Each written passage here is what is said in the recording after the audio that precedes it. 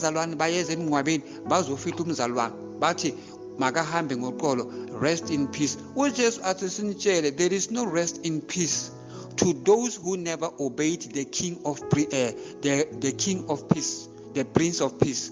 There is no rest for those who never obeyed the prince of peace. Abazalwane bathi rest in peace. No, ayenze into leyo.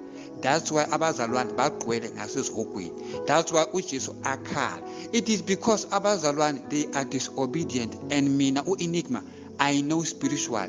Now listen to this, bazalwane, because kunabazalwane abaningi bathola messages from me kodwa you don't change.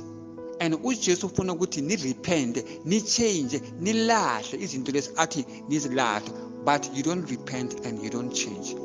Niyaqhubeka nifaka amabhuku abusisi, niyaqhubeka